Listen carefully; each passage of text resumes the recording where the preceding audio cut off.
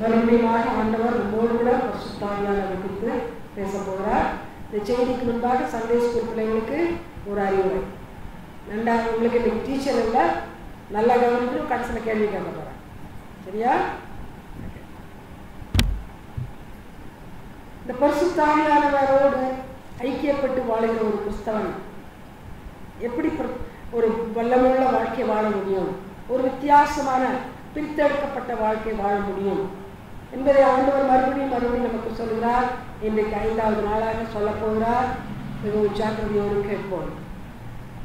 ஆதியாகம புத்தகத்தில் இருந்து ஆண்டவர் ஒரு குறிப்பிட்ட குடும்பத்தை, குறிப்பிட்ட மனிதனை பிரித்து எடுத்தார்.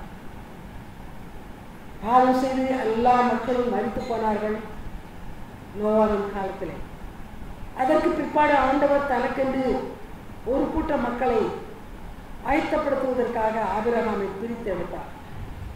அவருடைய கலாச்சாரத்தை விட்டு, குடும்ப பின்னணியத்தை விட்டு, அவருடைய சொத்து சுகத்தை விட்டு, சுய தேசத்தை விட்டு ஆண்டவர் பிரித்து எடுத்தார். இந்த பிரித்தெடுக்கிற ஒரு காரியம் ஆண்டவர் செய்து கொண்டிருப்பது எதற்காக? இந்த உலகம் முழுவதும் பொல்லாங்கலுக்குள் கிடக்கிறது. அதனால் ஆண்டவருடைய சமூகத்தில் இந்த மக்கள் பொல்லாதவர்களாய் போய் சேர முடியாது. பொல்லாத மக்களுக்கு மத்தியிலே ஆண்டவர் கிரியை செய்யவும் முடியாது. ஆகினால் மக்களை ஆண்டவர் பிரித்தெடுக்கிறார், தனக்கென்று பிரித்தெடுக்கிறார். ஆனால் இந்த பிரித்தெடுக்கப்பட்ட மக்கள் கர்த்தருக்கு பிரியமானவர்களாய் நடக்க வேண்டும். அது மிகவும் முக்கியம். என்னுடைய பிள்ளைகளை ஆகினால்தான் கொரிந்தியருக்கு எழுதும்போது பவுல் மூலமாக அழகாக சொல்கிறார், உலகத்துக்கும் தேவனுடைய பிள்ளைகளுக்கும் சபைக்கும் சம்பந்தம் கிடையாது,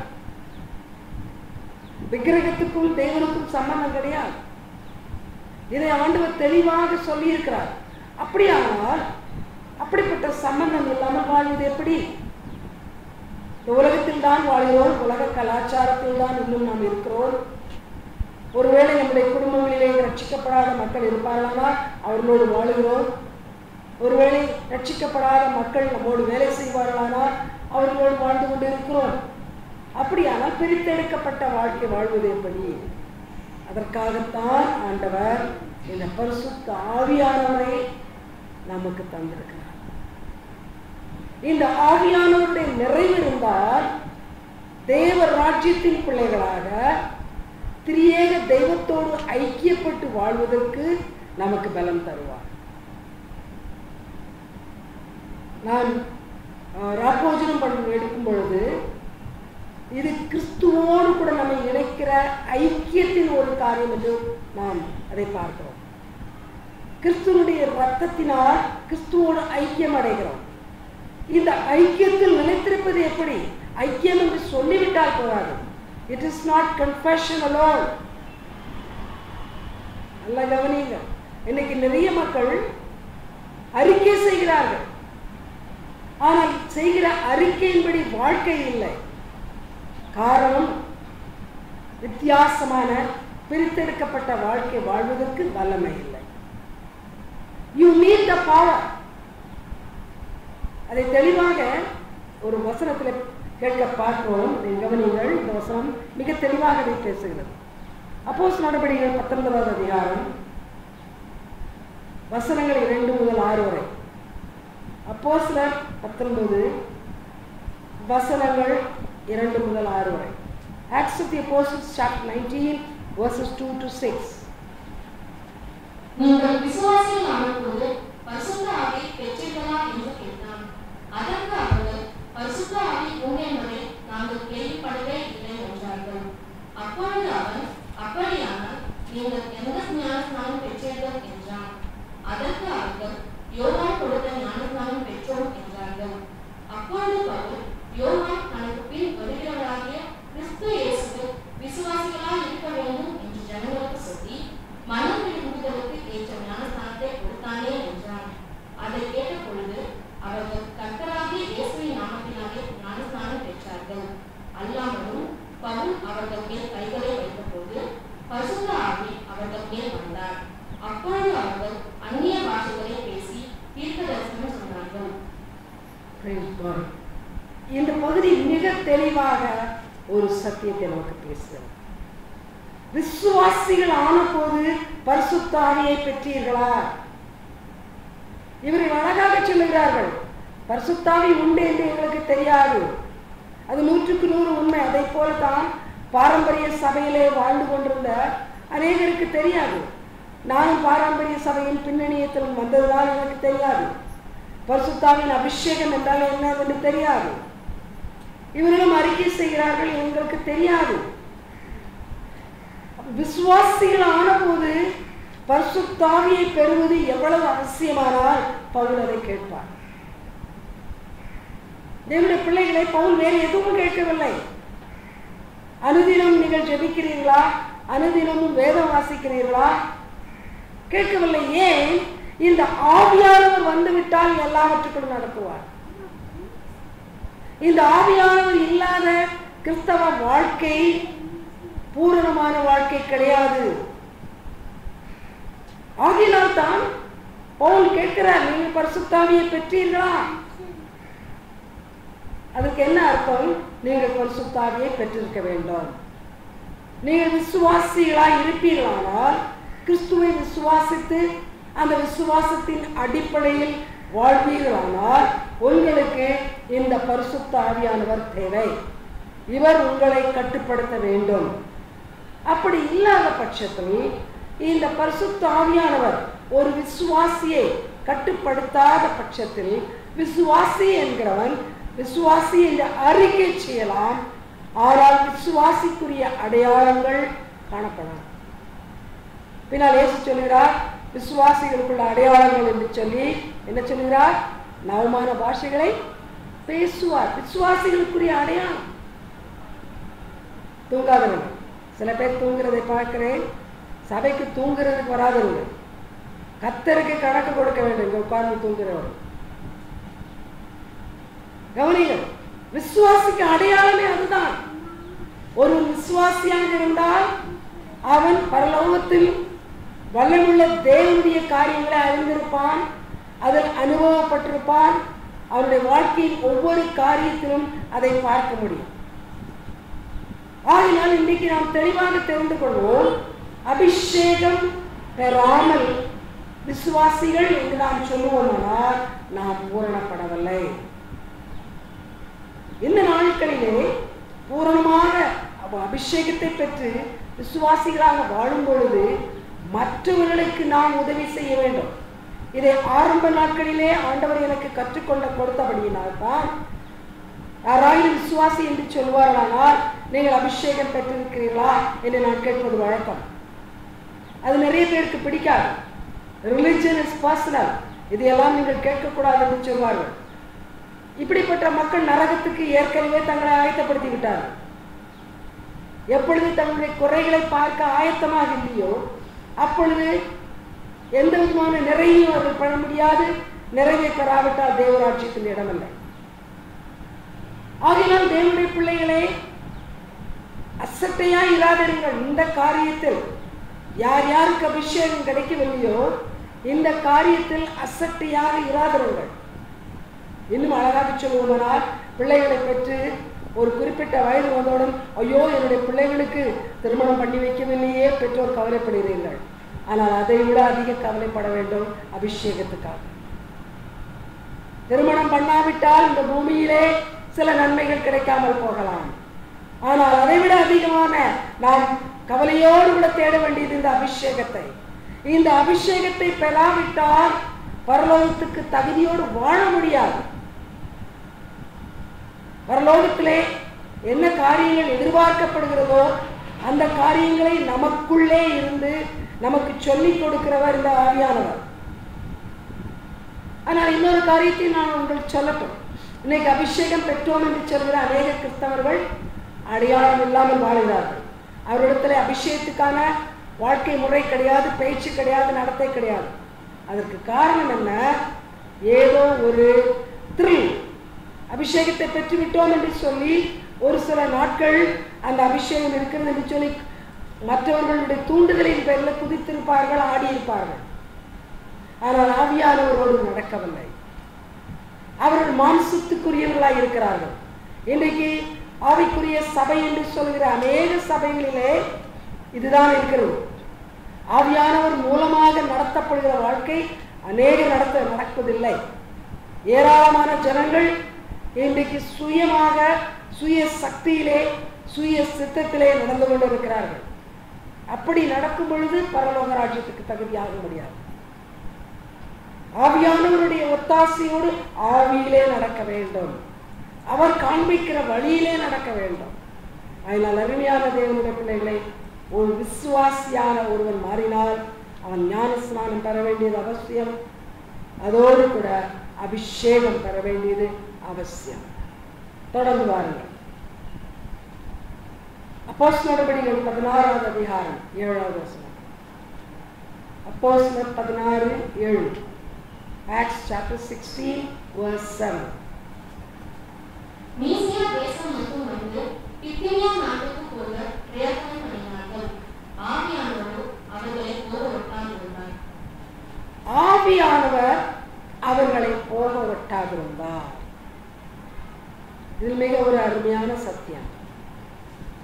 ஆவியானவருடைய ஆளுகைக்குள் இவர்கள் வாழ்ந்தார்கள். இந்த சீடர்கள் ஆவியானவருடைய ஆளுகைக்குள் அவருக்கு தங்கள் வாழ்க்கையை ஒப்பு கொடுத்து எல்லா காரியத்திலும் தேவ சித்தத்தை அறிந்து வாழ்ந்தார்கள்.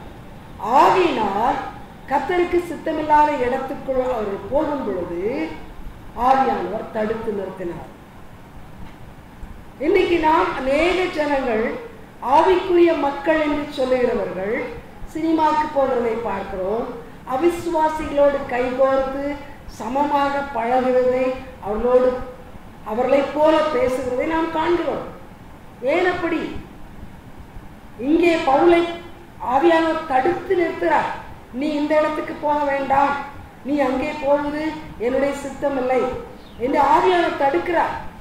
நீ அங்கே போய் கிடைக்கிற கஷ்டத்தை அனுபவி, அப்புறமாக நீ கற்றுக்கொள் என்று சொல்லவில்லை.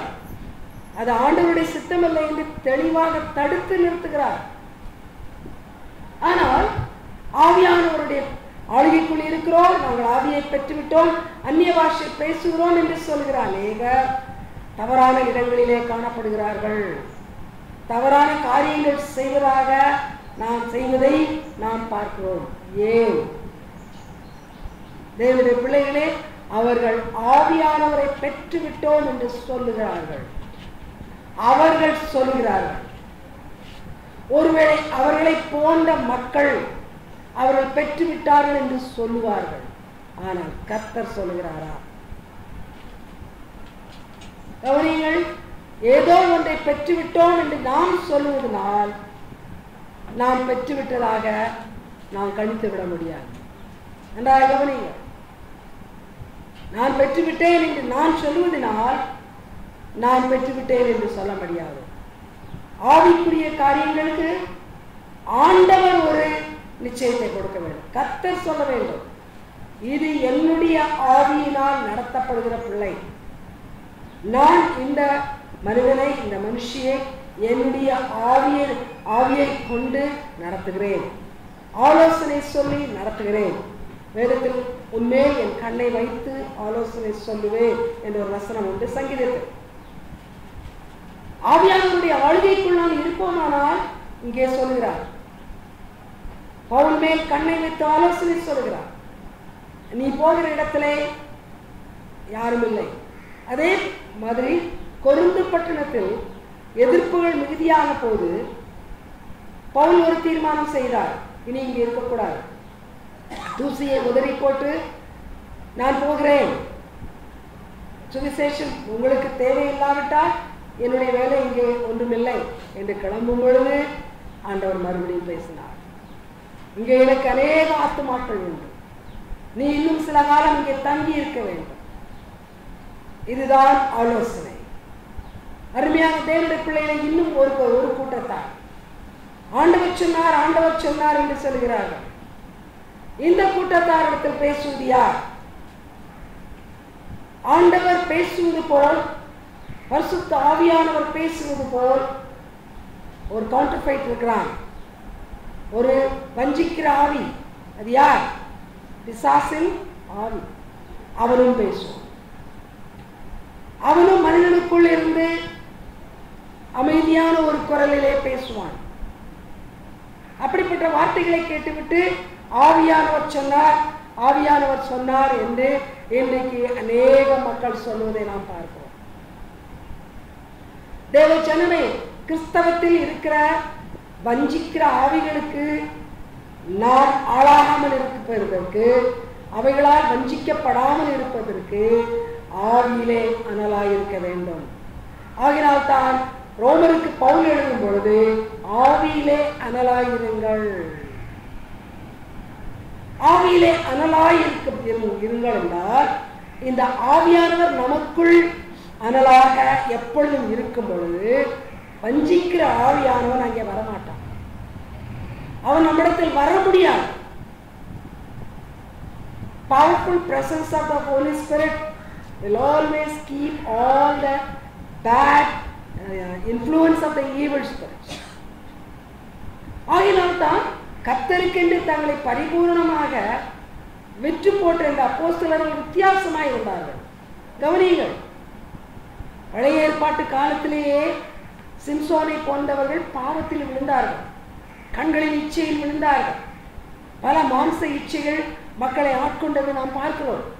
ஆகினால் அப்போஸ்தலர் காலத்திலும் பாவங்கள் இருந்தது, ஏராளமான பாவம் சமுதாயத்தில் உண்டு. கொரிந்து பட்டணத்துக்கு எழுதும் பொழுது விபச்சார பாவம் எவ்வளவு சர்வசாதாரணமாக பணக்கார நாடாகிய அந்த கொரிந்து நாட்டிலே காணப்பட்டது பவுல் பேசினார். ஆனால் இந்த அப்போஸ்தலர்கள் எவ்வளவு பரிசுத்தவான்களாய் வாழ்ந்தார்கள். எந்த ஒரு பாவமும் அவர்களை அணுகவில்லை. பிரித்தெடுக்கப்பட்ட பரிபூர்ண வாழ்க்கை வாழ்ந்தார்கள். ஏன்? எப்பொழுதும் ஆவியில் நிரம்பி இருந்தார்கள்.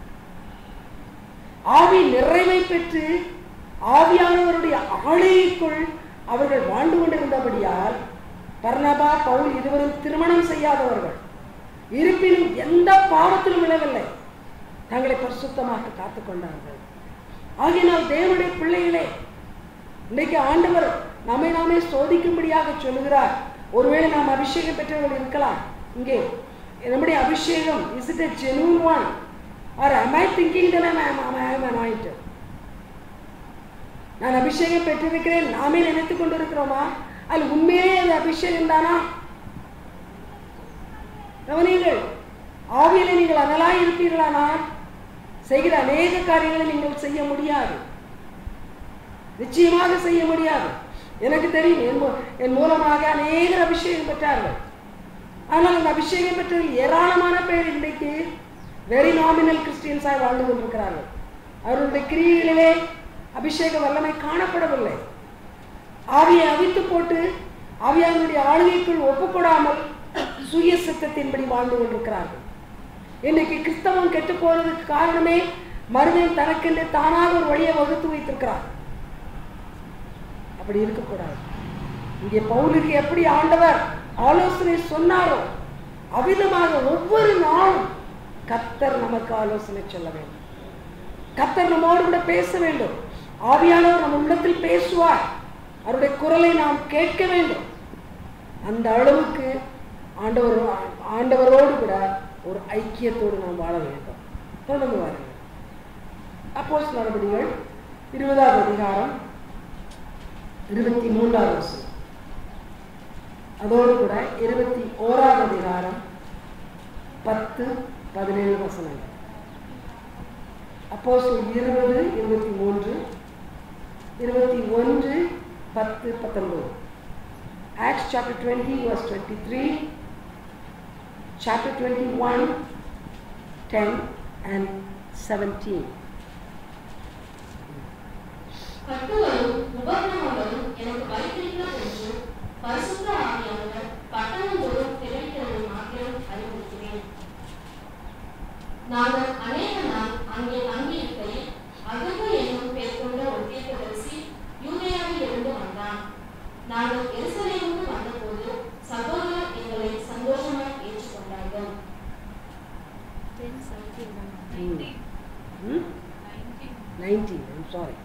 அவர்களை அவர் விலகி தன் ஊழியத்தினாலே தேவன் புறஜாதிகளிடத்தில் செய்தவைகளை ஒவ்வொன்றாக விசாரித்து சொன்னார்.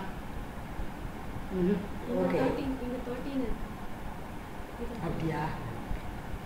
அதற்கு பவுல், நீங்கள் அழுது என் இருதயத்தை ஏன் உடைந்து போக பண்ணுகிறீர்கள்?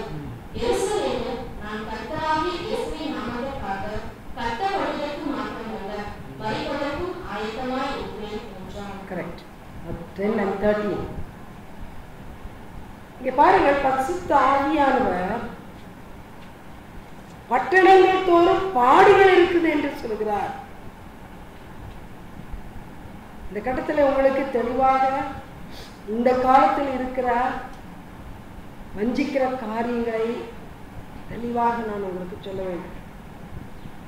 ஆவியானவருடைய நிறைவோடு இந்த உலகத்தின்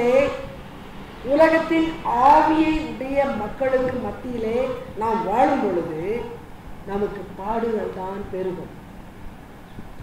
செல்லுகிற இடங்களிலே மக்கள் நம்மை ஏற்றுக்கொள்ள மாட்டார்கள். நம்முடைய கொள்கைகள் அவர்களுக்கு விபரீதமான கொள்கைகளாக காணப்படும். நாம் ஏதாவது ஒரு தீர்மானம் எடுத்து அந்த தீர்மானத்திலே நடப்போம் என்று உறுதியாக இருக்கும் பொழுது அது அவர்களுக்கு விகற்பமாக காணப்படும். ஆகையினால் நம்முடைய குடும்பத்தார் கூட நம்மை ஏற்றுக்கொள்ள மாட்டார்கள். டோன்ட் ஆக்ட் குடி குடி, ஹோலி ஹோலி அப்படியெல்லாம் சொல்லுவார்கள். ஏனென்றால் ஆண்டவரோடு ஐக்கியப்பட்டு நாம் வாழ்கிற வாழ்க்கை எப்படிப்பட்ட வாழ்க்கை என்பதை அவர்கள் வெளியே இருந்து அறிய முடியாது. ஆகையினால் நம்மை அவமானப்படுத்துவார்கள், வார்த்தைகளினால் அவமானப்படுத்துவார்கள். சில வேளைகளிலே இங்கே பவுலுக்கும் சீலா இப்படிப்பட்ட மக்களுக்கும் மற்ற அப்போஸ்தலர்களுக்கும் அடிகள் உதைகள் விழுந்தது. அப்படிப்பட்ட ஒரு தண்டனை கூட வரலாம். கிறிஸ்துவுக்காக உண்மையாக வாழ்ந்த அநேகர் மரித்திருக்கிறார்கள், இப்பவும் மரித்துக் கொண்டு இருக்கிறார்கள். சில இடங்களில் கிறிஸ்துவுக்காக வைராக்கியத்தோடு பேசும் பொழுது கொல்லுகிறார்கள், மரணம் வருகிறது. ஆகினால் ஆண்டவர் இப்படிப்பட்ட காரியத்தை தான் சொல்லுவாரே தவிர உனக்கு நிறைய ஆசீர்வாதங்களை வைத்திருக்கிறேன், நீ வெளிநாட்டுக்கு போக வேண்டும், நீ இன்னிடத்தில் ஒரு வீடு கட்ட வேண்டும், இன்னென்ன பொருளை நீ வாங்க வேண்டும், இன்னைக்கு அப்படி நிறைய பேர் சொல்லிக் கொண்டிருக்கிறார். வஞ்சிக்கப்படாதிருங்கள். இங்கே வேதத்தில் எங்கேயும் இல்லை. அப்போஸ்தலர் நடவடிக்கைகளில் அதைத்தான் நாம் பார்க்கிறோம். அபிஷேகம் பெற்ற தேவதாசர்கள் எப்படி நடந்தார்கள், கர்த்தர் அவர்களோடு எப்படி பேசினார், இது நாம் இங்கே பார்க்கிறோம். இது எங்கேயும் நீ செழிப்பான வாழ்க்கை வாழுவாய், உனக்கென்று ஆண்டவர் பெரிய காரியங்களை வைத்திருக்கிறார், இப்படி எங்கேயும் சொன்னதாக நாம் பார்க்கவில்லை. இன்னைக்கு 10 சபையை எடுத்தீர்களா? 10 சபையில் நான் சொல்லுகிறது எதை சொல்லுகிறேன் என்றால், ஒரு ஆலயத்திலே கூடி ஜெபிக்கிற மக்களை சொல்லுகிறேன். அவர் உண்மையான சபையா இல்லாமல் இருக்கலாம். இதுல அதிகமான ஜனங்கள் 80% இந்த ஆசீர்வாத செய்தியை தான் கேட்டுக்கொண்டிருக்கிறார்கள். உன்னை கிறிஸ்தவனாக ஆண்டவர் தெரிந்து கொண்டது ஆசீர்வதிப்பதற்காக, உன்னை செழிப்பாக்குவதற்காக, உன் வீட்டிலே பொருளாதார செழுமையை தருவதற்காக. தேவனுடைய பிள்ளைகளை அப்படியான கர்த்தருடைய பிள்ளைகளுக்கு உபத்திரவம் பவுல் அழகாக சொல்கிறார். நாம் அநேக உபத்திரவங்களின் வழியாக தேவனுடைய ராஜ்யத்திற்கு போக வேண்டும். உலகம் நம்மை ஏற்றுக்கொள்ளாது. ஏன்? இயேசுவே சொன்னார், உலகத்தில் உங்களுக்கு உபத்திரவம் உண்டு. இந்த உலகம் என்னை ஏற்றுக்கொள்ளவில்லை, உங்களை ஏற்றுக்கொள்ளாது. உலகத்தின் கொள்கைகள் வித்தியாசம். நிறைய கிறிஸ்டியன்ஸ் என்ன யோசிக்கிறார்கள்? ஐயோ, நான் போகிற இடத்துலலாம் எனக்கு செல்வாக்கு. I am a popular person. You can't be a popular person. Popularity என்பது ஜனங்களால் விரும்பப்படுகிற ஒரு நிலைமை. அது நடக்க முடியாது. உலகம் உன்னை உண்மையாக நேசிக்க முடியாது. நீ கர்த்தருடைய பிள்ளையாக இருந்தால் உலகம் உன்னை நேசித்துதான், நீ நேசித்து உன் பின்னால் வந்தால் நீ உலகத்துக்குரியவன். நன்றாக தெளிவாக தெரியுங்க. உங்களை எல்லோரும் புகழும் பொழுது உங்களுக்கு ஐயோ என்று லூக்கா சுவிசேஷத்தில் ஆண்டவர் சொல்லி இருக்கிறார். No true servant, anointed servant or believer can be popular, can be famous. சரியா? ஃபேமஸாக கூட ஆகிடலாம் ஒருவேளை. பாப்புலாரிட்டி, பீப்புள் நம்ம விரும்ப மாட்டார்கள், நிச்சயமாக நம்மை அப்ரூவ் பண்ண மாட்டார்கள். அதிகமான ஜனங்கள் நமக்கு நம் பேரிலே குற்றங்களை குறைகளைத்தான் சொல்லுவார்கள். ஏனென்றால் அவர்கள் உலகத்துக்குரியவர்கள், நீங்கள் பிரித்தெடுக்கப்பட்ட வித்தியாசமான மக்கள். ஆகினால் தன் இயேசுடைய வாழ்க்கையிலே முழுமையாக எங்கே சென்றாலும் ரிஜெக்ஷன். அதே போல் அப்போஸ்தலர்களும் தங்களுடைய வாழ்க்கையிலே மரண பரியந்தம் ஒரே ஒரு மனிதன் யோவானை தவிர மற்ற எல்லோரும் இயற்கையான மரணம் அடையவில்லை, கொல்லப்பட்டார்கள். ஏன்? ஆவியில் நிறைவோடு வாழ்ந்தார்கள். உலகம் அதை ஏற்றுக்கொள்ளாது. அந்த காலத்தில் இருந்த மத தலைவர்கள் ஏற்றுக்கொள்ளவில்லை. பரிசேய சதுசேய தலைவர்கள், அவர்கள் யூத மதத்தின் தலைவர்கள் ஏற்றுக்கொள்ளவில்லை, ஏற்றுக்கொள்ள மாட்டார்கள். இன்றைக்கும் அதுவே தான் நடக்கிறது. நீங்கள் உண்மையாக ஆண்டவரை பின்பற்றுங்கள். நிறைய பேர் உங்களை பற்றி தேவையில்லாததெல்லாம் பேசுவார்கள். You will be misrepresented everywhere. You will be misunderstood everywhere. இதுதான் நம்முடைய வாழ்க்கை. அதைத்தான் ஆண்டவர் சொல்கிறார். பவுல் தெளிவாக சொல்கிறார். நான் எங்கே போனாலும் போவதற்கு முன்பாக ஆண்டவர் சொல்கிறார். அங்கே 5 ஸ்டார் ஹோட்டல் புக் பண்ணி வைத்திருக்கிறது என்று ஆண்டவர் சொல்லவில்லை. உனக்கு ஆகாரம் எல்லாம் ரெடியாக இந்த வேளா வேலைக்கு கிடைக்கும் என்று ஆண்டவர் சொல்லவில்லை. நீ போகிற இடத்தில் உனக்கு பாடு உண்டு. நீ போகிற இடத்தில் உன்னை பிடித்து கட்டி போடுவார்கள், உன்னை அடிப்பார்கள், உன்னை துன்புறுத்துவார்கள். தேவனுடைய பிள்ளைகளை, அபிஷேக வல்லமையோடு நீங்கள் வாழ்ந்து கொண்டிருப்பீர்களானால் கிறிஸ்துவுக்காக வாழ்கிற வாழ்க்கையினால் பாடு. சில பேர் எங்கள் வீட்டிலே சிலுவை, என்னுடைய மோசமான பிள்ளைகள் எனக்கு பாடு, மோசமான கணவன் எனக்கு பாடு, அதெல்லாம் பாடு கிடையாது. கிறிஸ்துவுக்காக நீ பரிசுத்தமாக வாழ்வதனால் பாடுபடுகிறாயா, அது பாடு. அதுதான் ஆண்டவர் கொடுக்கிற பாடு.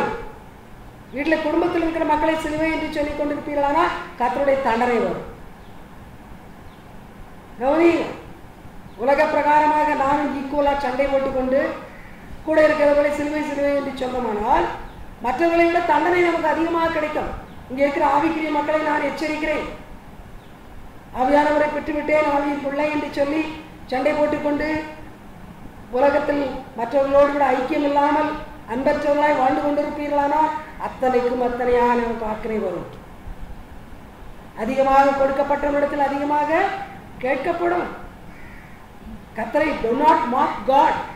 அதில் தான் கர்த்தர் தம்மை பரிகாசம் பண்ண ஒட்டார் என்று கலாத்தியர்களின் நிருபத்தில் பவுல் சொல்லியிருக்கிறார். இன்னைக்கு நிறைய கிறிஸ்தவர்கள் பரிகாசம் பண்ணி கொண்டு இருக்கிறார்கள். நான் நினைத்தபடி நடக்கும். I know everything. Because you know nothing, you are saying you know everything. ஜாக்கிரதையாக இருப்போம். ஆவிக்குரிய காரியங்களை ஆவிக்குரிய ஆண்டவர் கொடுக்கிற அவருடைய அந்த பிரசன்னத்தினால், அவருடைய வல்லமையினால் நாம் கணிக்க வேண்டும். அதைத்தான் கொரிந்தியருக்கு எழுதின முதல் நிருபத்திலே ரெண்டாவது அதிகாரம் நினைக்கிறேன், 2-3 இதுல ஒன்று, ஆவிக்குரிய காரியங்களை ஆவிக்குரியவன் தான் புரிந்து கொள்ள முடியும். பவுல் தெளிவாக சொல்லியிருக்கிறார். மற்றவர்களுக்கு அது அந்நிய காரியமாக காணப்படும். ஆகினால் தேவனுடைய பிள்ளைகளை, பரிசுத்த ஆவியானவர் பாடுகளை குறித்து நம்மிடத்தில் பேசுகிறாரா? உங்களோடு பேசுகிறாரா? ஆண்டவருடைய பிள்ளையாக பரிசுத்த ஆவியின் அபிஷேகம் பெற்றது நிமித்தமாக பாடுகள், அவமானங்கள், நிந்தைகள் வருகிறதா? தொடர்ந்து வாருங்கள். அப்போஸ்தலர் 20ஆம் அதிகாரம் 28வது வசனம். அப்போஸ்தலர் அதிகாரம் 20 வசனம் 28. Acts chapter 20 verse 28. ஆகையால் உங்களை குறித்தும் தேவன் தம்முடைய சுய ரத்தத்தினாலே சம்பாதித்துக் கொண்ட தமது சபையை மேற்பதற்கு பரிசுத்த ஆவி உங்களை கண்காணிகளாக வைத்த மந்தை முழுவதையும் குறித்தும் எச்சரிக்கையாக இருக்கும். Praise God. What a profound advice it is. பரிசுத்த ஆவியானவர் நிறைவை பெற்ற ஒரு மூத்த ஊழியக்காரன், இளைய ஊழியக்காரருக்கு அவருடைய சாட்சியாக சொல்றான். அந்த 20வது அதிகாரத்தில் பவுலுடைய சாட்சியை பார்க்கிறோம். ஊழிய சாட்சி, கிறிஸ்தவ வாழ்க்கையின் சாட்சியை பகிர்ந்து கொள்கிறார். அப்படி சொல்கிறார், ஆண்டவர் சபையை சம்பாதித்திருக்கிறார். எப்படி? சுய ரத்தத்தினால். தன்னுடைய ரத்தத்தை சிந்தி சபையை சம்பாதித்திருக்கிறார். சபை என்ற ஒரு அமைப்பை, ஒரு கூட்டத்தாரை ஏற்படுத்தியிருக்கிறார். அவர்களை கண்காணிக்க, அவர்களுக்கு ஆவிக்குரிய ஆலோசனை கொடுத்து, ஆவிக்குரிய மன்னாவை கொடுத்து அவர்களை வளர வைப்பதற்கு பரிசுத்த ஆவி உங்களை கண்காணிகளாக வைத்திருக்கிறார். கவனிங்கள், இன்றைக்கு நாம் நினைத்துக் கொண்டிருக்கிறோம், தியாலஜி படித்து விட்டால் நான் பாஸ்டர். இது உலகத்தினுடைய கணிப்பு. தேவையெல்லாம் ஒரு பிடிஹெச் ஒரு எம்டிஹெச் உடனே பாஸ்டர். சில பேருக்கு சும்மா தங்களை பாஸ்டர்னு சொல்லி பெருமையாக கம்பட்டர் அடிச்சுக்கிறது. பைபிள் பாதி கூட தெரியாது, பைபிளில் ஒன்றும் அறிவு இருக்காது, ஆவியானவரோட ஒத்தாசை இருக்காது, ஆவியானவரோட நடக்க மாட்டாங்க, ஆனால் தங்களை பாஸ்டர்னு சொல்லிடுவாங்க. பைபிளில் சொல்லியிருக்கு, போதகர்கள் என்று சொல்லாதிருங்கள், சொல்லிக்கொண்டு அலைந்தால் என்ன வரும்? ஆக்கினை வரும். போதகர்களை ஏற்படுத்துவது கண்காணிகள். போதகர்கள் என்பது ஞாயிற்றுக்கிழமை போதித்து விட்டு வீட்டில் போய் தூங்குகிறவர் அல்ல, அவர் கூலிக்காரர். 10வது அதிகாரம் மத்தேயுவில் ஆண்டவர் சொல்லியிருக்கிறார், கூலிக்கார வேலை செய்வான். இவர்கள் கூலிக்காரர். ஆகினால் தான் ஞாயிற்றுக்கிழமை காலையில் தான் அவர்களை பார்ப்பீர்கள், மற்ற நேரத்தில் அவர் எங்கே இருக்கிறார்களோ தெரியாது. ஆனால் உண்மையாக ஆவியானவர் ஏற்படுத்தின கண்காணியோ கண்காணித்துக் கொண்டே இருப்பான். He is a watchman. He will be watching your every movement and he will warn you, he will rebuke you, he will correct you. இன்னைக்கு இது பிடிக்காது நிறைய பேருக்கு. சபையில நீங்க கூப்பிட்டு திட்டுங்க, இவங்களுக்கு திட்டுறத தவிர வேலை இல்லை, இவங்களுக்கு திட்டுறதே தான் வேலை. இது கண்காணியா இருந்தா செய்தாகணும். கண்காணியுடைய வேலை என்ன? தவறுகளை பார்த்து அதை திருத்துவது. அப்ப ஒரு உண்மையான போதகர் தனக்கு கீழ் ஆண்டவர் வைத்திருக்கிறார், நம்ம யாரை எந்த இடத்தில் மேய்ப்பராக வைத்திருக்கிறாரோ அந்த இடத்திலே திருத்துவது அவசியம். பவுல் அதைத்தான் சொல்லிக் கொடுக்கிறார், கடிந்து கண்டனம் பண்ணி புத்தி சொல்லு தீமோத்தேயுவை கத்துக் கொடுக்கிறார். உலக பிரகாரமான மேய்ப்பன் கையிலே ஒரு கொம்பு வைத்திருக்கிறார். ஒன்று இலையை பறித்து போட ஒரு குச்சி, ஒரு பெரிய நீள கொம்பு, இன்னொரு குச்சி வச்சிருப்பான். எதுக்கு? கீழ்ப்படியாத ஆடுகளை அடிக்க. இங்கே மேய்ப்பனுக்கு வேலை என்ன? தாறுமாறாக ஓடுகிற ஆடுகளை சரியான வழிக்கு கொண்டு வருவதற்கு தடவி கொடுப்பதல்ல, அதை கொஞ்சம் போது தடவி கொடுப்பான். சரியான வழிக்கு வர வைப்பதற்கு என்ன செய்வான்? அடி கொடுப்பான். புரியுதா? இன்றைக்கு சபைகளிலே வித்தியாசமான காரியம்.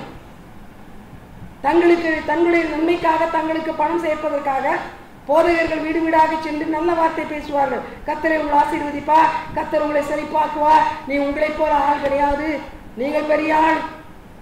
இது கண்காணி அல்ல, இது காக்கா படிக்கிற ஒரு கூட்டம். உண்மையான ஒரு கண்காணி பிப்ளிக்கல். இட்ஸ் பைபிளில் கொடுக்கப்பட்ட வார்த்தை கண்காணி. பார்த்து கொண்டே இரு. அவன் தப்பாய் போகிறானா அவனை திருத்து, அவனை சரியான வழிக்கு கொண்டு வா. இதுக்காகத்தான் பரிசுத்த ஆவியை ஏற்படுத்துகிறார். பவுலையும் பர்னபாவையும் நான் கொடுத்த ஊழியத்துக்காக பிரித்து விடுங்கள் ஆவியானவர் சொன்னார். ஊழியத்திலே நம்மை நியமிப்பது ஆவியானவருடைய வேலை. கிறிஸ்துவுக்கு பிரியமான ஊழியத்தை யார் செய்வார்கள்? செய்ய மனமுள்ளவர்கள் யார்? கிறிஸ்துவுக்காக பாடம் நிரூபிக்க ஆயத்தமாய் இருப்பவர்கள் யார்? உலக ஆதாயத்தை தேடாமல் ஆத்தும ஆதாயத்தை மாத்திரம் தேடுகிறவர்கள் யார்? இதையெல்லாம் ஆவியானவர் அறிவார். அவர் உள்ளே இருந்து பார்த்து கொண்டே இருக்கிறார். சரி, திஸ் பர்சன் இஸ் ஃபிட், கண்காணியாக வைப்போம் என்று வைக்கிறார். அப்படியானால் இன்றைக்கு எத்தனை பேர் அப்படி கண்காணிகளாக இருக்கிறார்கள்? ஆவியானவரால் ஏற்படுத்தப்பட்ட கண்காணிகள் இருக்கிறார்களா? அப்படி இருப்பார்களானால் கர்த்தருக்கு ஸ்தோத்திரம், அந்த சபைக்கு நல்ல செய்தி கிடைக்கும். அந்த அப்படிப்பட்ட சபைகளுக்கு சரியான போதனை கிடைக்கும். ஆனால் ஆவியானவரால் நியமிக்கப்படாமல், நியமித்தவர் மேலே ஒரு ஆவிக்குறி வட்டாரங்களில் கூட மேலதிகாரி ஒருத்தர் இருக்கிறார். மேலே அதிகாரிகள் இருப்பார்கள், இன்னும் ஒரு பாடி இருக்கிற கவர்னிங் பாடி. அவர்களெல்லாம் அப்பாயிண்ட் பண்ணால் அவர்கள் பின்னாலே இருக்கிற டிகிரியை பார்ப்பார்கள்.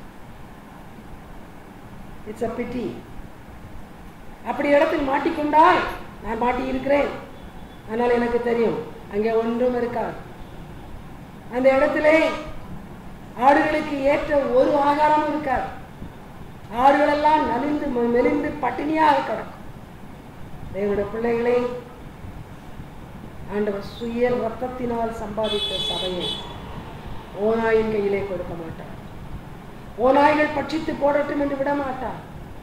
நல்ல கண்காணிகளை ஏற்படுத்துவார். அந்த கண்காணிகளை ஏற்படுத்துவது ஆவியானவர். ஆவியானவருக்கு வெளியே there is no appointment, absolutely no appointment. It's the Holy Spirit who appoints you.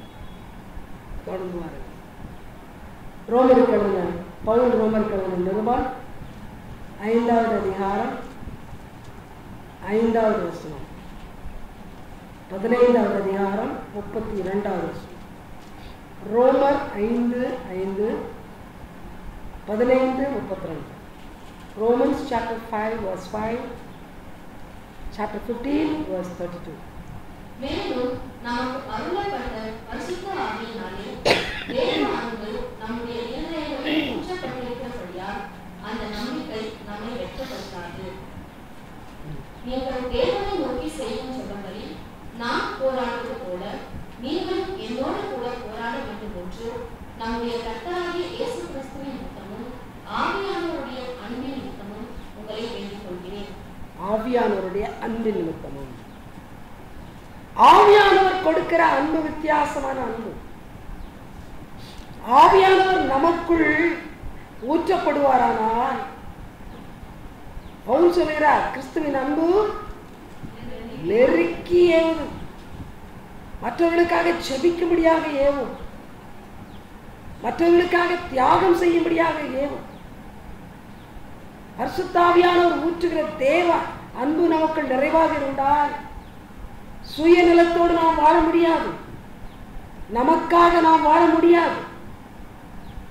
நம்முடைய வாழ்க்கை வித்தியாசமாய் இருக்கும். தேவனுடைய பிள்ளைகளை இன்றைக்கு ஆவிக்குரிய வட்டாரத்திலே பரிதாபமான நிலைமை நான் பார்க்கிறேன். ஒருவேளை உங்களிலும் ஆவிக்குரிய மக்கள் என்று சொல்வீர்கள். உண்மையான அன்பு உங்களிடத்தில் உண்டா? கிறிஸ்துவின் அன்பு உங்களுக்கு ஊற்றப்பட்டிருக்கிறதா? உலக அன்பு அல்ல. பிசாசு அன்பை ஊற்றி go tell that woman I love you.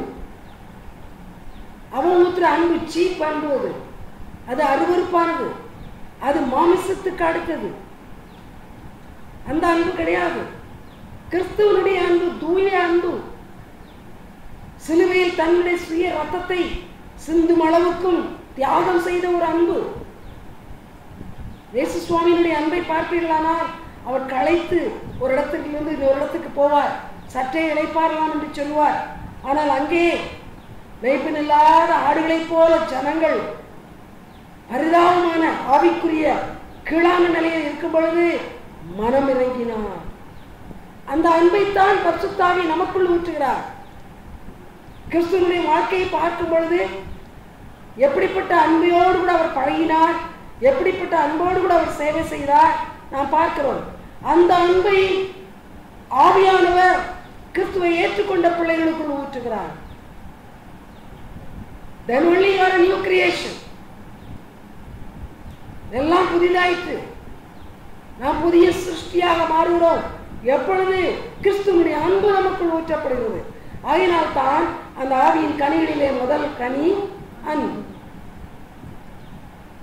தேவனுடைய பிள்ளைகளே, நம்முடைய கிரியைகள் அன்பினால் செய்யப்படுகிற கிரியைகளாக இருக்கிறதா? கிறிஸ்துவின் அன்பு நமக்குள் இருக்கிறதா? இன்னைக்கு அநேக விசுவாசிகளை நான் பார்க்கிறேன். யார் எக்கேடு கெட்டு போனால் எனக்கு என்ன, அது ஏன் வேலை இல்லை. அடுத்தவனை திருத்த வேண்டியது ஏன் வேலை இல்லை. கீழே விழுந்தவனை தூக்கி விட வேண்டியது ஏன் வேலை இல்லை. இன்னொருத்தனுக்கு ஆலோசனை சொல்லி அறிவுரை சொல்லுவது என்னுடைய வேலை கிடையாது. இப்படி நிறைய பேர் இருக்கிறார்கள். நீ எனக்கு என்ன என்று சொன்னால் உனக்குள்ள தேவ அன்பு இல்லை. தேவ அன்பு எல்லோரையும் நேசிக்க வைக்கும். தேவ அன்பு மற்றவர்கள் மேல் அக்கறை காட்ட வைக்கும்.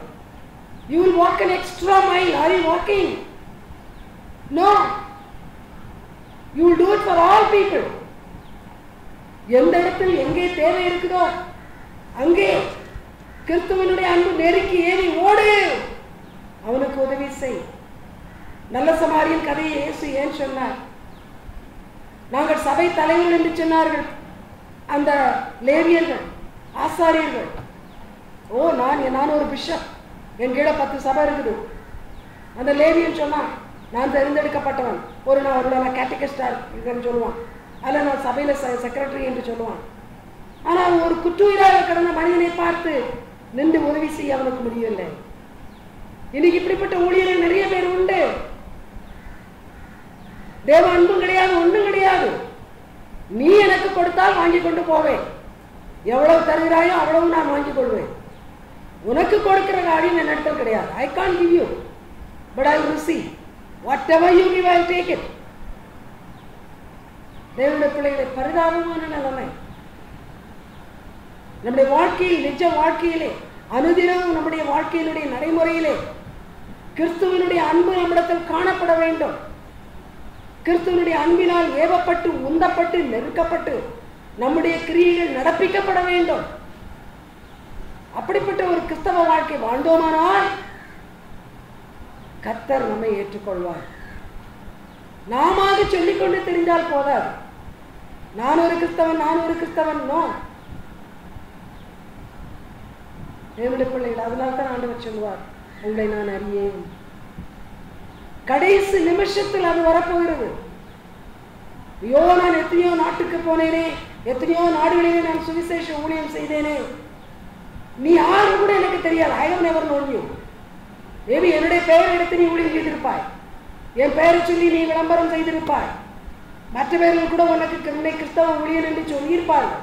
பட் நானுமே அறியவில்லை. தேவனுடைய பிள்ளைகளை, இப்படி கிறிஸ்துவ ஒரு அறிக்கை நம்மை பற்றி செல்வாரானால் எவ்வளவு பரிதாபமாக இருக்கும் யோசித்து பாருங்கள். ஆகையினால் தான் இந்த தேவ அன்பை ஊற்றுகிறார். அடையாளம், கிறிஸ்துவனுடைய அச்சு அடையாளங்கள் நம்முடைய வாழ்க்கையில் நடைமுறையில் இருக்க வேண்டும். நாம் பழகும் பொழுது மற்றவர்கள் அதை காண வேண்டும். அப்படி இல்லாவிட்டால் நாம் கிறிஸ்துவுக்குரியவர்கள் இல்லை. ஆகையினால் தான் நான் மறுபடியும் சொல்கிறேன், ஆவியானவர் தான் அச்சாரம், முத்திரை போடப்பட்டிருக்கிறீர்கள். பின்னால் எபேசியர்கள் நிருபத்தில் இருக்கிறது, பரிசுத்த ஆவி only seals you. இந்த ஆவியானவர் இல்லாவிட்டால் உன்னுடைய கிரியைகள் ஒரு சுய பிரயத்தனத்தினால் நடக்கிற கிரியைகள், அது வெகு காலம் செல்லாது, அது அதிக நாட்கள் இருக்க முடியாது.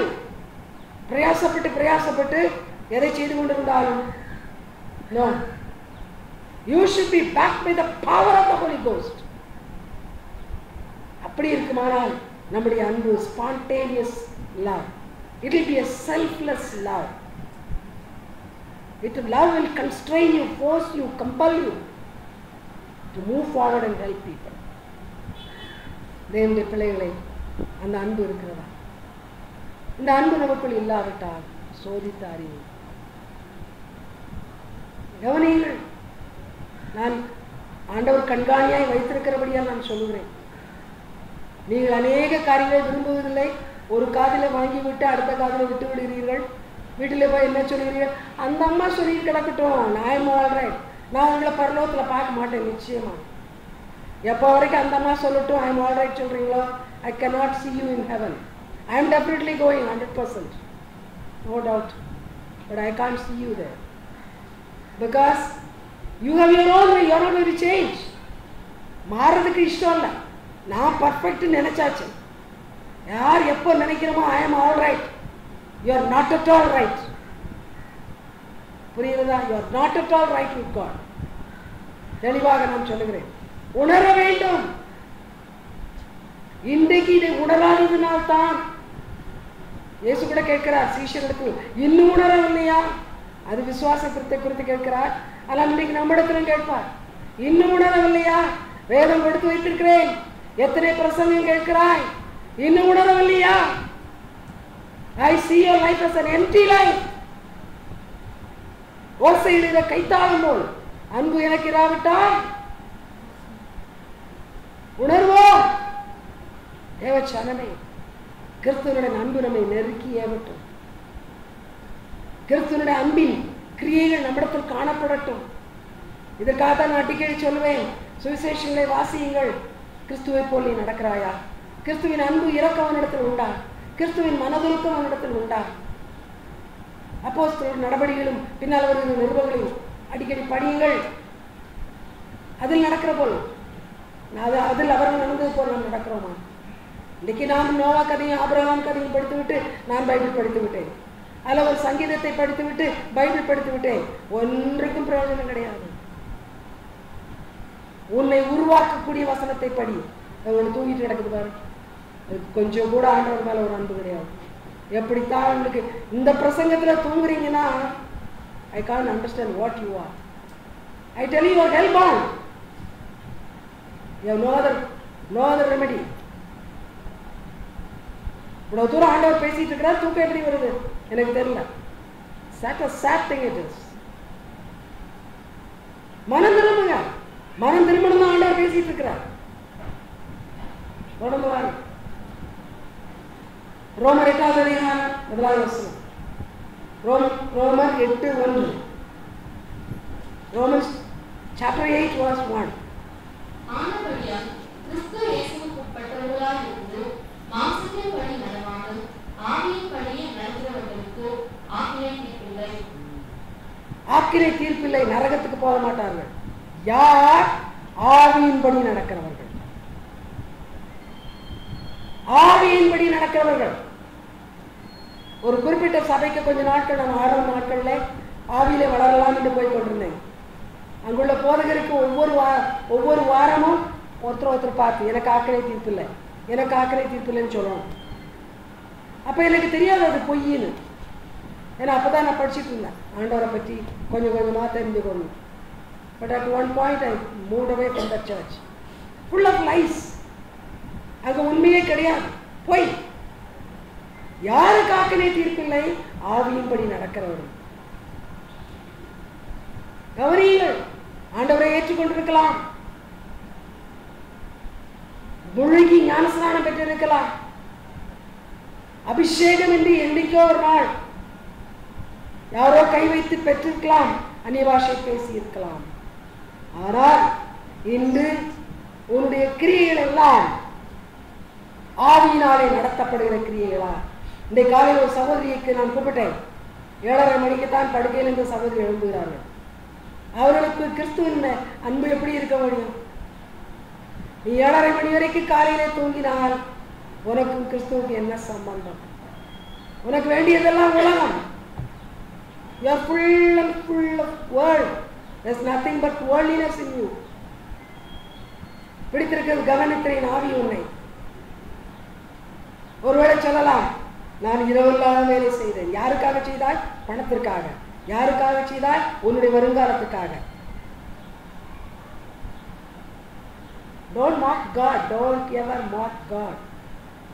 உங்களை மாதிரி rebellious people, you are rebels in Christ's kingdom. I tell you, you are rebels. தெரியுமா? ஆண்டவர் அந்த வார்த்தை தான் சொல்லுவார். நீ கிறிஸ்து இறங்கி வந்தார்னா மத்தேயு சுவிசேஷத்துல பரிசேயர் சதுசேயர் தலைவர்களை பார்த்து சொன்னார், ஏ குருடர்களே சொன்னாரா? மாய்மாலக்காரரே சொன்னாரா? அப்படித்தான் இன்னைக்கு நம்மளையும் சொல்லுவாரு. கிறிஸ்து இறங்கி வந்தார்னா அப்படித்தான் சொல்லுவார். ஜாக்கிரதையா இருப்போம். ஆவியினால் நடத்தப்படு. நீ ஆவியினால் நடத்தப்பட்டால் ஆவியானவர் என்ன சொல்லுவார் தெரியுமா? இயேசு அருகில் இருக்கிறார், அதிகாலையில் எழுந்துரு.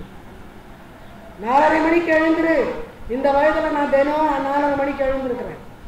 ஒரு நாள் பாக்கி இல்லாத, சில நாள் இல்லை, தினம் 4:30 ஷார்ப் ஐ எம் அப். ஆவியானவர் எழுப்பி விடுகிறார், அதுக்கப்புறம் தூங்குறதில்லை. கர்த்தர் உங்களை அப்படி ஏவி விடுவார். ஆவியினால் நடத்தப்பட்டால் அதிகாலை நேரம் எழுந்திருப்பீர்கள், கர்த்தருக்கு கொடுப்பீர்கள். உலக காரியத்துக்கெல்லாம் எழுந்திருக்க முடியும் காலமே. உங்களுக்கு கிறிஸ்துவின் அன்பும் இல்லை, நீங்கள் உண்மையான விசுவாசிகளும் இல்லை. நீங்கள் மாய்மால கூட்டத்தார், கிறிஸ்தவர்கள் என்று சொல்லி வேஷம் தரித்தவர்கள். உங்களுக்கு கிறிஸ்துவும் கிடையாது. ஆக்கினை தீர்ப்பின் நாளிலே ஆக்கினை தான் வரும். ஆவியின்படி நடந்தால் ஆக்கினை தீர்ப்பில்லை. எச்சரிக்கையிடும். கர்த்தர் சொல்லுகிறார், ஒவ்வொரு கிறிஸ்தவனும் ஆவியானவருடைய உந்துதலின் பேரில் நடக்க வேண்டும். ஒவ்வொரு கிறிஸ்தவனும் ஆவியானவர் நடத்துகிற வழியில் நடக்க வேண்டும். There is no life for you apart from the Holy Spirit. He is your inspiration. He is your instructor. He is your advisor. He is your everything. உணர்வோம். இன்னைக்கு ஆவியானவரை ஆண்டவர் அளவில்லாமல் ஊற்றுவதற்கு ஆயத்தமாக இருக்கிறார். ஆனால் நம்முடைய கடின இருதயங்கள், உலகத்துக்காக வாழ்ந்து பழக்கப்பட்ட இருதயம் அந்த ஆவியானவரை செயல்பட விடுவதில்லை. அதனால தான் ஆண்டவர் சொன்னார், கடினமான இருதயம், கனநித்திரையின் ஆவி. எல்லாமே ஆண்டவர் வேதத்தில் சொல்லி வைத்திருக்கிறார். கண்ணிருந்தும் காணாதவர்கள் குருடர்களாய் வாழ்ந்து கொண்டு இருக்கிறோம்.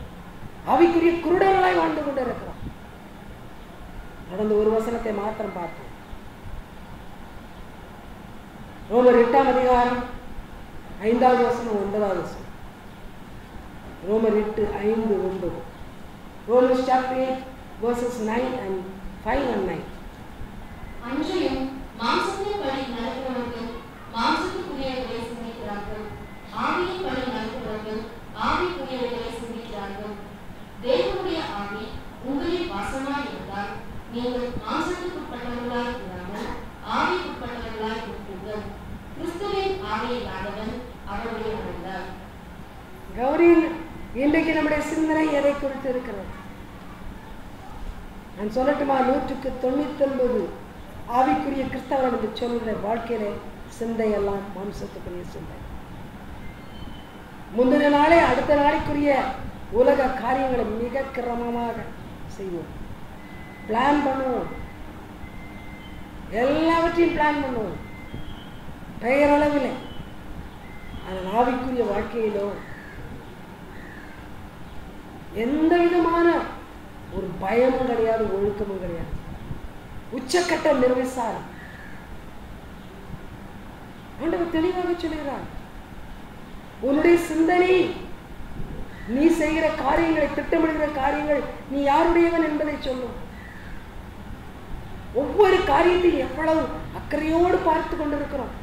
இருக்கிற தாய்மாருக்கு சொல்கிறேன், ஒரு நாள் பிள்ளை டிஃபன் எடுக்காமல் பள்ளிக்கூடத்துக்கு போய்விட்டால் ஐயோ ஐயோ என்று கதறுவீர்கள்.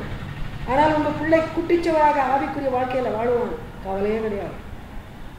சொல்லி சிரிப்பீர்கள் வெளியே வந்து. ஐயோ என் பிள்ளை இப்படி அழகா பாட்டு பாடுறான், சினிமா காரன் பார்த்தேன்னா அவன் டான்ஸ் அப்படியே என் பிள்ளை ஆடிடுவான் சொல்லி பூரிச்சு போறீங்க. உங்க பிள்ளையினுடைய ஆவிக்குரிய மரணம் உங்களை சிரிக்க வைக்கிறது. ஆனா உலகத்துக்குரிய கொள்ள காரியத்துல பிள்ளைக்கு ஒரு குறையும் வரக்கூடாது. யோசியுங்கள், what are you giving to your children? I tell you, you all are preparing your children to go to hell. I tell you for sure. You may not like this, you better like it. பிள்ளைகளுக்கு பெரிய education கொடுப்பீங்க, ஆனா உங்க பிள்ளைக்கு முன்னால எப்படி நடக்கிறீங்க? உங்க பிள்ளைக்கு முன்னால நீங்க நடக்கிற மாதிரியை பார்த்தா உங்க பிள்ளை ஹெல்லுக்கு தான் போகும். பிள்ளைகளுக்கு தவறான போதனைகளை கொடுக்கிறீர்கள், தேவையற்ற இன்ஸ்ட்ரக்ஷன் கொடுக்கிறீர்கள். அதன் மூலமா பிள்ளைகளுடைய உள்ளத்துல வெறுப்பை உண்டாக்குகிறீர்கள், பெருமையை உண்டாக்குகிறீர்கள். I tell you, you are hellbound and you are preparing the child also for hell. அதனால தான் பைபிள் சொல்ற பிள்ளைகளை நடக்க வேண்டிய வழியில நடத்து. இல்லாவிட்டா நீ ஆவிக்குரிய தாயும் கிடையாது, ஆவிக்குரிய தகப்பனும் கிடையாது. பிள்ளைக்கு கிறிஸ்துமஸ் வருது, 1000 ரூபாய் சொக்கா, 1000 ரூபாய் சொக்கா இல்லை, ஒரே ₹1 கூட சாக்கு துணி கூட போடு, உன் பிள்ளை பரலோகத்துக்கு போகணும், நல்லபடியா கற்றுக் கொடுத்தா. ஆனா ஆடம்பரமான பொருட்களை வாங்கி கொடுத்து உன் பிள்ளைய நாளைக்கு நரகத்துக்கு அனுப்பு. அதான் பண்ணிட்டு இருக்கீங்க. Watch out how you bring your children up. கிறிஸ்துவுக்குள் நடத்துங்க, கிறிஸ்துவுக்குள் நடத்துங்க. ஆண்டவர் நம்ம ஒவ்வொருவருக்கு அதுதான் சொல்லிட்டு இருக்கிறார். மாம்சத்துக்குரிய காரியங்களை ஒதுக்கி வையுங்க, ஆவிக்குரிய காரியங்களை நீங்களும் கவலைப்படுங்கள். உங்கள் பிள்ளைகளையும் ஆவிக்குரிய காரியத்துல முன்னே நடக்கிறாங்களா, கிறிஸ்துவை அறிக்கை செய்யறாங்களா, காலையில பைபிள் படிச்சாங்களா, ஜெபிச்சாங்களா? இல்ல, அதை பற்றி கவலையே கிடையாது. நாங்கெல்லாம் தனித்தனியா ஜெபிச்சிடுவோம். காலையில எந்திரிப்போம், நாங்களாம் பிஸி. ஏன்னா தோசை சாப்பிடுறது ரொம்ப கஷ்டம், முக்கியம். பைபிள் படிக்கிறது 2வது தான். It's a sad thing, I tell you, very very sad thing. இப்ப இந்த நிமிஷம் இயேசு வந்தார்னா என்ன சொல்லுவார்? நம்ம எல்லாரும் வேஷமாக வாழ்ந்து கொண்டு இருக்கிறோம். நம்ம ஆவிக்குரிய சிந்தனை கிடையாது, ஆவிக்குரிய வாழ்க்கை வாழணும் என்ற ஒரு விருப்பமும் கிடையாது. எல்லாவற்றிலும் மாம்சப்பிரகாரமாக வாழ்ந்து விட்டு நான் ஆவிக்குரிய பிள்ளை என்று கன்ஃபெஷன் பண்ணி கொண்டிருக்கிறோம். அது இன்னும் மோசம். பொய்களை அறிக்கை செய்து செய்து அந்த பொய்யிலும் பித்தலாட்டத்திலும் வாழ்ந்து இன்னும் ஆக்கிரியை பெற்றுக்கொள்வோம். தேவனுடைய பிள்ளைகளை கர்த்தர் சொல்கிறார், ஆவியானவருடைய உந்துதலின்படி ஏவுதலின்படி நாம் வாழ வேண்டும். Spirit led life. Let the Holy Spirit lead you.